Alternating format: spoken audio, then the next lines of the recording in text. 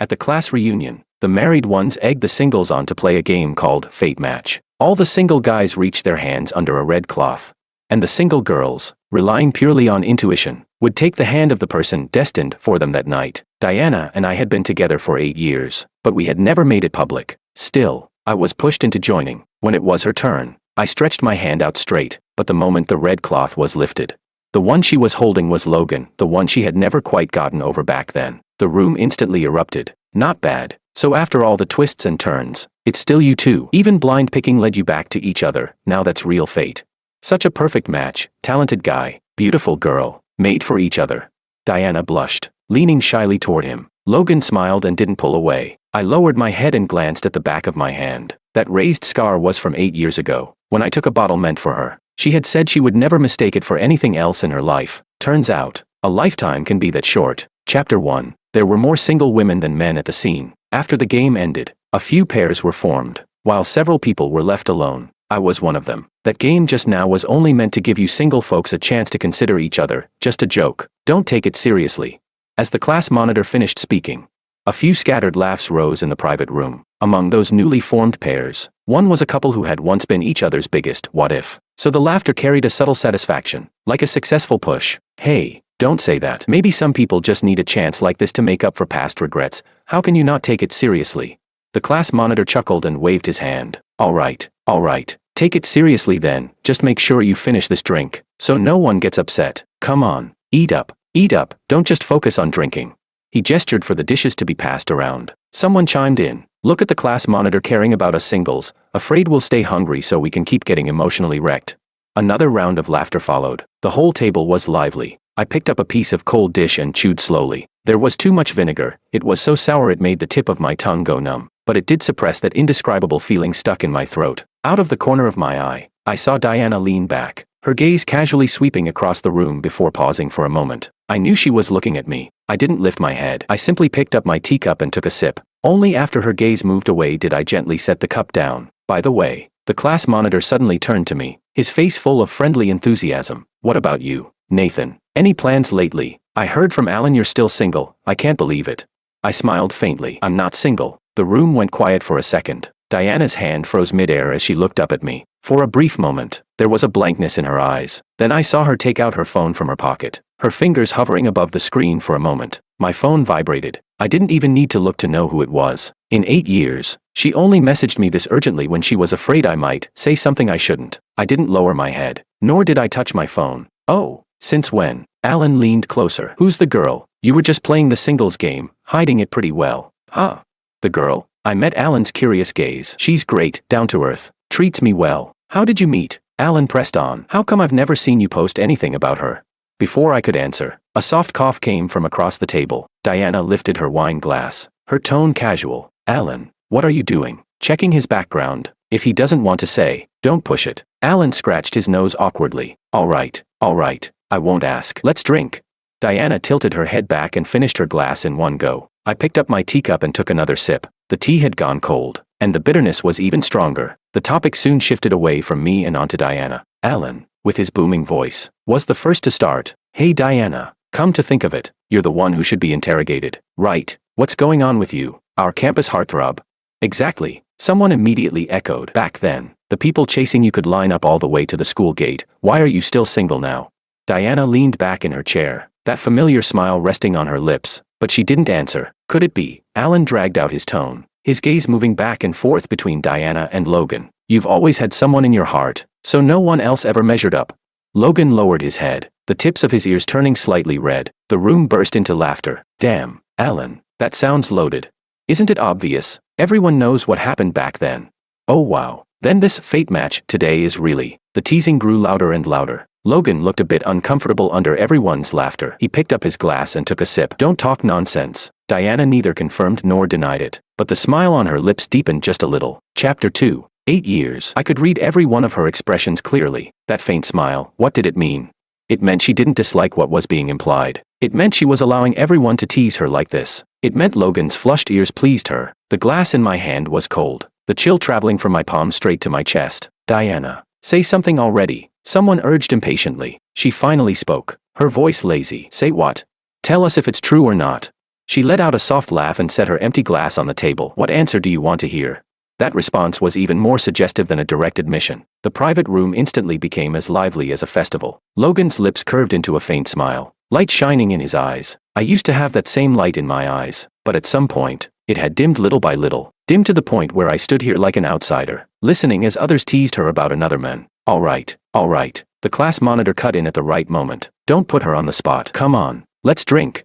Glasses clinked again. I raised my cup of long cold tea as well. Logan coughed twice from choking on his drink. Diana turned her head to look at him, then casually took his glass away and replaced it with a cup of hot water. I lowered my head, staring at the soggy tea leaves at the bottom of my cup. Our class gathered once a year. Year after year, the seating changed, the topics shifted, but one thing had remained unchanged for 8 years. She had never once served me food, poured me water, or even called me by my full name in public, because she wanted to avoid suspicion. She said she didn't want to go public, too troublesome, too many rumors, too many complications. I believed her. I waited 8 years, waited until I got used to sitting a little farther away from her.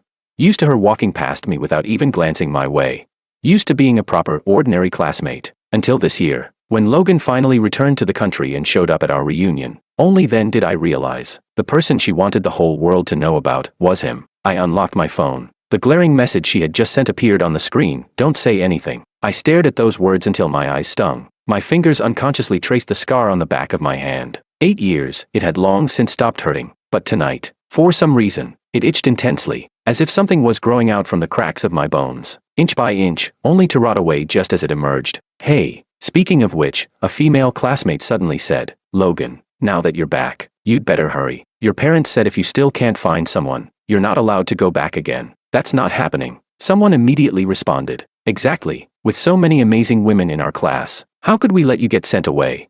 Logan pressed his lips together in a smile but didn't respond. Well, isn't there a perfect candidate right here? Alan's gaze flicked toward Diana. The teasing erupted instantly. Right, Diana. Your chance to shine.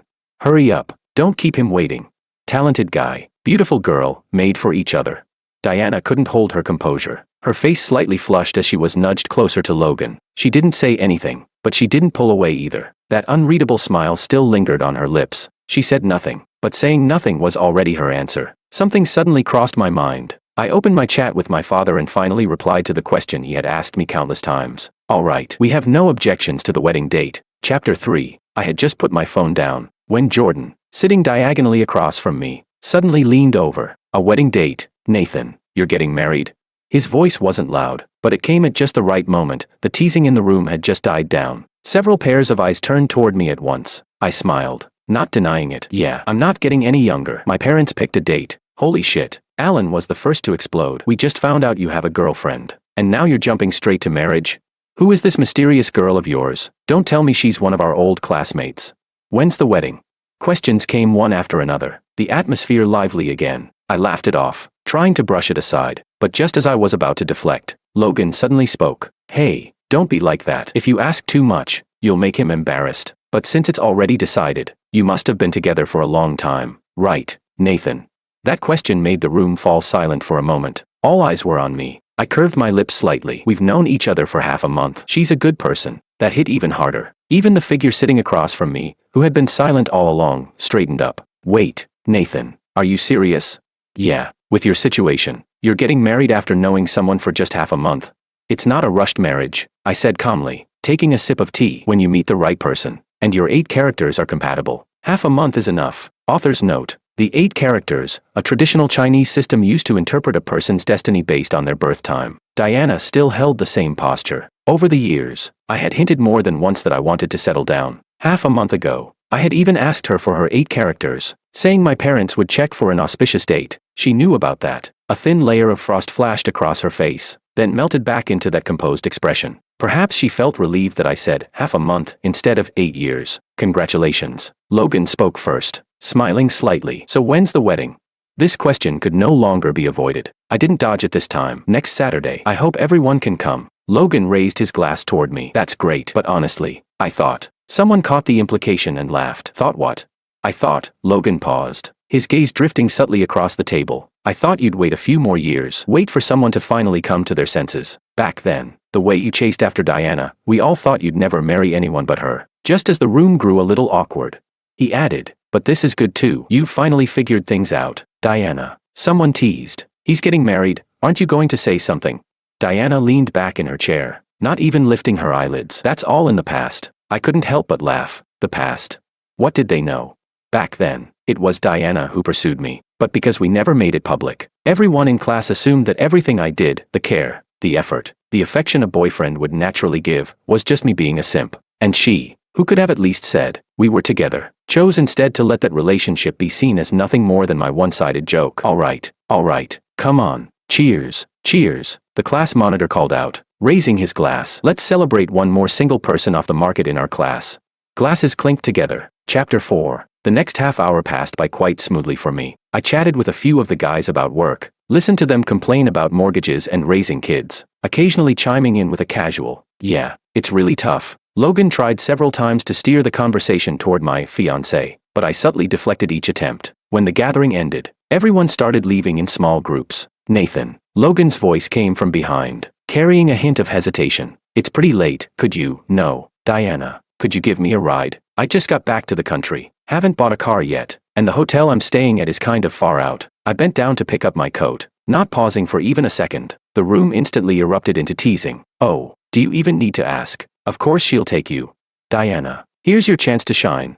I straightened up and walked past them. Out of the corner of my eye, I saw Diana standing beside Logan. She smiled faintly. Let's go. Clean, decisive, no hesitation. I pushed the door open. A gust of cold wind rushed down my collar, blowing the lively voices behind me far away. The numbers in the elevator ticked down one by one. When I saw the number 8, I suddenly thought of that summer 8 years ago. Logan had transferred abroad, and Diana, drunk in a bar, got into an argument. Without thinking, I stepped in and took a bottle meant for her. While getting stitches at the hospital, she held my hand tightly, repeating over and over, I'll never mistake it again. This scar is my mark, I'll recognize it for the rest of my life. Turns out, the rest of my life is this short. Short enough that once the game ended, she held someone else's hand. The elevator doors opened. I stepped inside. My phone suddenly vibrated. It was a message from Diana. You handled things pretty smartly today, but saying you're getting married next Saturday is too reckless. Wait until I get back. We'll figure out how to fix this. I let out a small laugh and exited the chat. There was no need to fix anything anymore. At 8 in the morning, I woke from a light sleep.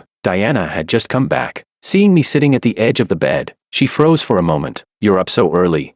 She took off her coat and walked over, her tone casual. What's gotten into you? You didn't text me all night. I finally looked up at her. Yeah, in the past, whenever she came home late, I would always stay up, staring at my phone, waiting. Then why didn't you reply? I asked. She walked to the bedside table, picked up a glass of water, and drank with her back to me. Last night I drove Logan back. His place is far and pretty secluded. He insisted on not letting me drive alone that late, so I just stayed there for a few hours. I've already booked him a 5-star hotel, she added, her tone carrying a hint of reassurance. The security is good, so you don't have to worry in the future. I said nothing. There were many questions I could have asked. For example, stayed for a few hours.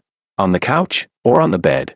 But I didn't want to ask any more. Over the past 8 years, she had treated me well. Even though we never made our relationship public, she had always maintained clear boundaries with other men. I just didn't want to admit. Those boundaries would blur whenever it involved Logan. If he posted late at night saying he couldn't sleep, she would keep him company chatting until 3 a.m. If he said he missed home, she would regularly send local specialties from his hometown. Every year on his birthday, she would calculate the time difference just to send him a happy birthday. These were things she would do for me, her boyfriend, but also things she would do for him. I had asked her about it countless times. Every time, she had 100 different reasons to make me drop it. And this time, whatever the reason was, it didn't matter anymore. Chapter 5. She set the glass down, her gaze falling on the suitcase on the floor, her brows furrowed slightly. What are you doing? Going home. I placed a sweater inside, my tone calm. Before the wedding, I need to stay back for a few days. It's a hometown custom, not meeting the bride before the ceremony. She froze for a moment, then walked over and crouched beside me. She reached out and pressed down on another piece of clothing I was about to pack. It was just a joke. Don't keep this going. I met her eyes. It's not a joke. The 8 characters have been checked. They're very compatible. I lowered my gaze, pulling the clothes out from under her hand. If I don't get married this year, I'll have to wait another 2 years. She looked at me, the usual casualness in her eyes fading. After a long pause, she suddenly said, 2 years is fine too. Once I'm done being busy these 2 years, we can have an even better wedding. My hand paused mid-motion. 2 years.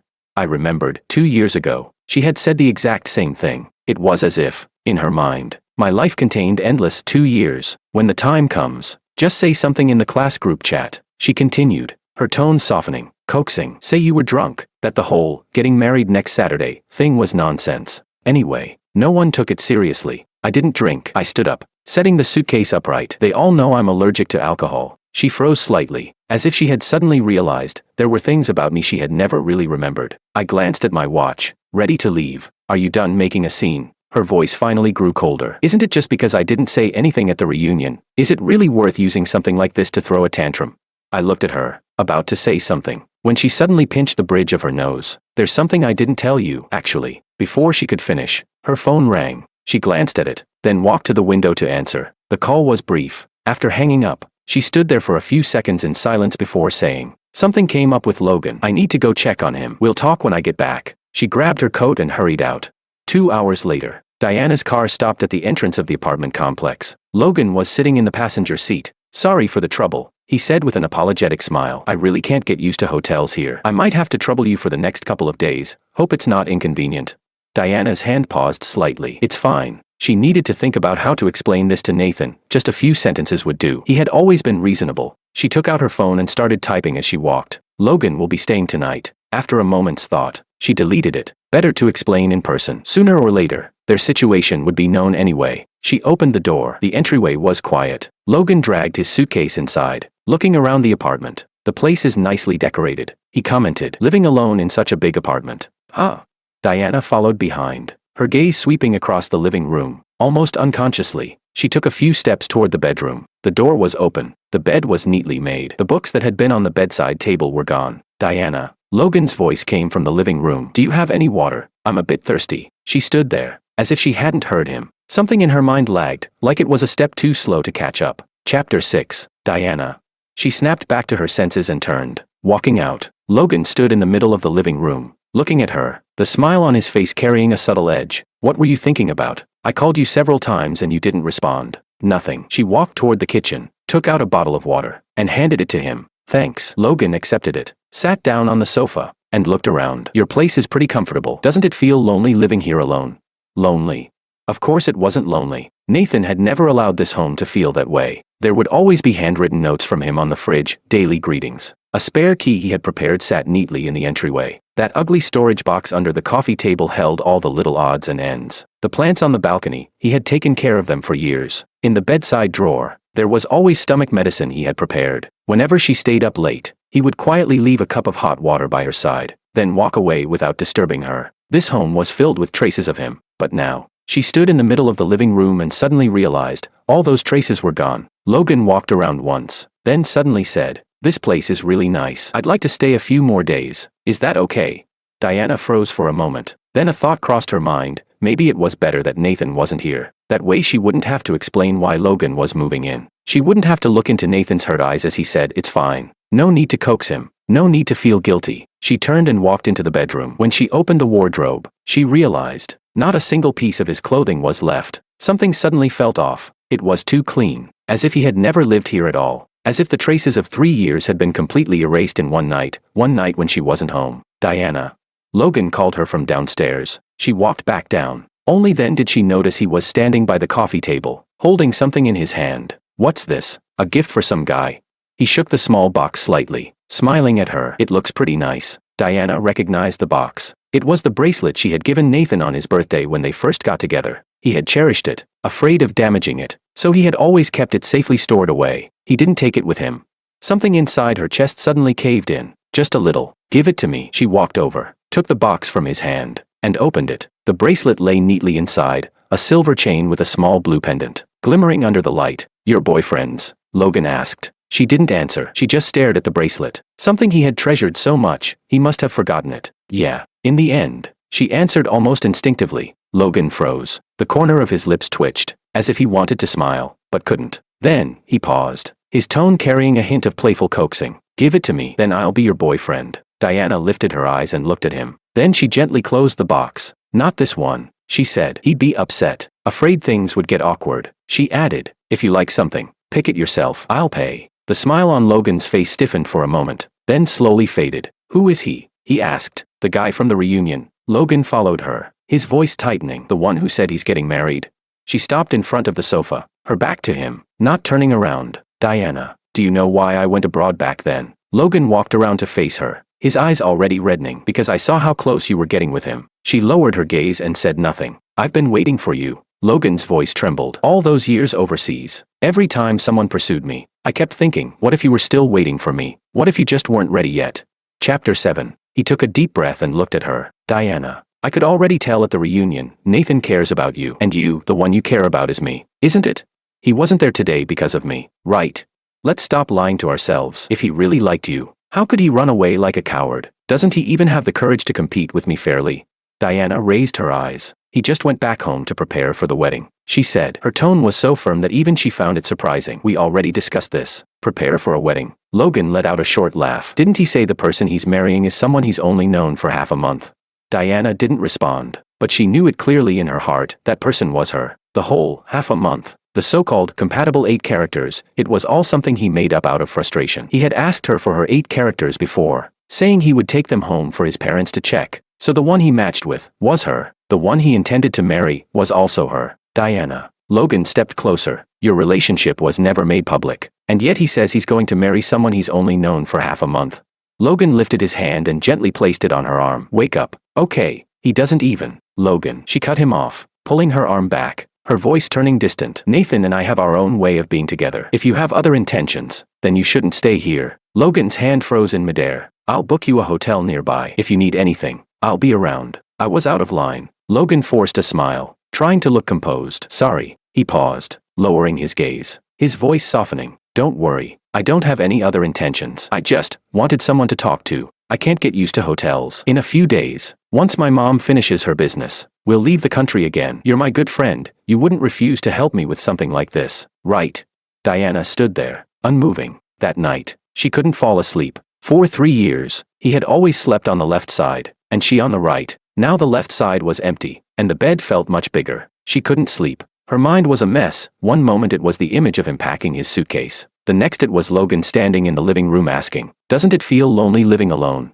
Then, somehow, her thoughts drifted back to the past. Back then, she and Logan were the pair everyone in class loved to tease. One was the campus beauty, the other the campus heartthrob. Even sitting together in class would earn whistles. It wasn't that she had never felt anything for him, but there was that rich girl who pursued Logan. Every gift she gave was a limited edition, entire counters worth at a time. Diana had looked at her own empty pockets and didn't even have the courage to compete. Then she met Nathan. He was completely different from Logan. He never made her guess his feelings, never got upset if she didn't reply to messages, never played those push and pull games. When she was in a bad mood and didn't want to talk, he would simply stay quietly by her side. Even the sound of him turning pages soft and careful, he made her realize that being loved didn't require proving anything. So she pursued him. After chasing him for half a year, they got together. It was just that, before she succeeded, she didn't want to make their relationship public. Maybe it was out of stubbornness. Back then, chasing Logan had been so exhausting. Now that someone loved her so easily, she wanted to hide it, to prove something, to prove that she was worthy of being loved, to prove that she didn't need to try so hard for someone to want her, to prove that the poor girl who once couldn't even lift her head in front of a rich rival, now had someone completely devoted to her. And later, it became a habit of hiding, a habit of making him wait, a habit of brushing him off with, just wait a little longer, every time he said, maybe we should go public. She had never thought that this waiting would last 8 years. 8 years. For the first time, she suddenly felt that it had been unfair to Nathan. He had never thrown a tantrum, never forced her, never threatened a breakup. The only time he had ever been willful was at the reunion, when he said he was getting married, and even then, he said it in such an indirect way, so as not to put her in a difficult position. 8 years, there should have been an outcome by now, and yet he had been so humble that he had to use a method like this just to push for marriage. Chapter 8. She lay on the bed, staring at the ceiling. For the first time, she felt that maybe she had really done something wrong. She picked up her phone and sent him a message, but it sank without a trace. He had always been gentle, but sometimes he could be stubborn too. Maybe she had really gone too far at the reunion. Back then, under the red cloth, when she touched that scar, she had already guessed it was his hand. And yet, she still chose someone else. The hand she truly wanted to hold. She had been paying attention to it ever since people started suggesting the fate match game. The accessories he wore, the shape of his fingers, and then she reached out and took it precisely. She thought it was just a game. She thought she could take this chance to openly hold the hand she hadn't dared to hold in her youth, just to satisfy that vague, indescribable selfish desire. She thought he would understand, but she forgot. It was the first time in 8 years that he had stretched his hand out so straight. He was afraid. Afraid of not being chosen. And she forgot that he could feel pain too. In the days that followed, she didn't send a single message. It wasn't that she didn't want to. She just didn't know what to say. Stop being like this and come back. But this time, didn't he have every right to be upset? I miss you. But she didn't even dare to make their relationship public. What right did she have to say she missed him? What he wanted was just that wedding on Saturday, but it was too rushed. What could she even say? That she needed time to prepare? Logan had been quiet these past few days. He really was just staying there. No boundaries crossed. Diana went to work and came home every day. But every time she returned to the empty living room, it always felt like something was missing. On Friday night, she lay on her bed scrolling through her phone. She tapped into his profile picture and hesitated for a moment. Still, she typed, "Nathan, I'm sorry. The 8 characters I gave you last time were fake. I'll come find you on Saturday, and we'll go together with your parents to check them again." Okay, she sent it, expecting a flood of angry replies. Instead, a red exclamation mark. She stared at that red exclamation mark for a long time. A sudden unease crept into her chest. He had never done this before. Even when they argued, he would at most go silent for a few days. Once she messaged him, he would reply. She had always thought he would be like that forever. Always there. Always waiting. Always forgiving. But now, he had blocked her. The next second, someone posted a video in the class group chat. Door crashing for wedding gifts. The bride is stunning. The bridesmaids are ruthless. The groom's about to cry, ha ha ha. She tapped on it casually. In the video, a door covered with bright red wedding decorations was pushed open. A crowd surged in, red envelopes flying everywhere, laughter filling the air. The camera shook wildly, then finally stopped on one figure, a bright red traditional wedding dress. Her fingers froze. The camera zoomed in. That face appeared clearly on the screen. It was a girl who looked somewhat familiar. She suddenly sat up, dragged the video back to the beginning, and watched it again, and again. The men beside her, dressed in a suit, being held down and forced to hand out red envelopes. Was that Nathan? Chapter 9. The group chat kept flooding with messages. Wait, Nathan really got married. I thought he was joking at the reunion. Who's the bride? Does anyone know her? You guys who didn't come really missed out. Turns out Nathan's secret girlfriend is actually Michelle, the top student back then. Holy shit, it's really her. Nathan's got game. Getting married after knowing each other for half a month, if that's not fate, what is? Congrats. Congrats. See you all at the wedding tomorrow. Message after message popped up. She couldn't process a single one. The phone trembled in her hand, the screen's light stabbing into her eyes. Half a month. Michelle. Then what about her? What about her 8 years?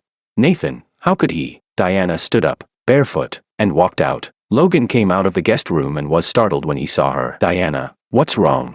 She ignored him, rushed into the living room, grabbed a spare phone, found a number, and dialed. No answer. She stood there, her hand shaking as she gripped the phone. Logan walked over, silent for a few seconds, then gently wrapped his arms around her from behind. Diana. His voice was soft. You still have me. She froze. A few seconds later, she pulled his hands away. No, she said, her voice hoarse, almost unrecognizable. You're not the one I want. Logan stood there, stunned. She had already opened her phone and booked a flight to Nathan's hometown. Only now did she finally realize. When he said he was going back home to prepare for the wedding, he wasn't joking. It wasn't a bluff. He was really going to marry someone else. She had thought he was just being emotional, that there was still time. So she gave him space to calm down, didn't disturb him too much, she thought. Her phone vibrated again. A new message appeared in the group chat. She tapped it open. Someone had sent a photo. Inside a wedding car, the bride, dressed in traditional attire, leaned against Nathan's shoulder, smiling sweetly. The bride's been picked up wishing him happiness.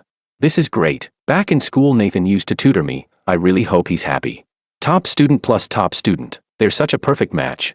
Yeah. Back then Nathan's grades were good enough for a better university, but for some reason he ended up going to that one. Whatever the reason, at least now he's got his happy ending. Diana stared at the screen, her finger hovering in midair. They didn't know why he chose that university. She did, because back then, she had once said, it'd be nice if you could stay by my side, and he changed his application. And later, she had indeed done her part, made sure he never worried about food or clothes. Gave him a comfortable life. Gave him a home in the city, but she had never given him a name, a place. Work was busy, social obligations endless, colleagues talkative, timing never right. She always had 100 reasons to delay it. Delayed it until he didn't need it anymore. Delayed it until he didn't want it anymore. When Diana arrived at the hotel, the wedding had already ended 2 hours ago. The banquet hall doors were wide open. Staff clearing the tables. Excuse me, she grabbed a server. Where's the groom? He already left. The wedding car drove off around 2. Where did he go? The server glanced at her and shook their head. How would I know? She turned and ran. The parking lot. The wedding car shouldn't have gone far yet. Guests still needed to be sent off. Outfits returned. Gift money counted. He should still be nearby. She ran down the corridor, through the hotel lobby, and into the parking lot. She scanned car after car. No wedding car, no bride in red. Only a few scattered guests getting into their vehicles, preparing to leave. And then she saw it. Beside a black sedan stood 2 people. One of them was Nathan. He was speaking to a man with his head slightly lowered. That man was Jordan, their mutual classmate. Diana slowed her steps and stopped where she was. Nathan suddenly lifted his head. His gaze swept over, and paused on her face for a second. Jordan followed his line of sight, froze for a moment, then frowned. Diana. He took a couple of steps forward, surprise in his tone. Why are you here? The wedding's already over. Who are you looking for? My boyfriend. She stared straight at Nathan. Jordan froze. He glanced back at Nathan, then turned to her again. Your boyfriend came to Nathan's wedding too.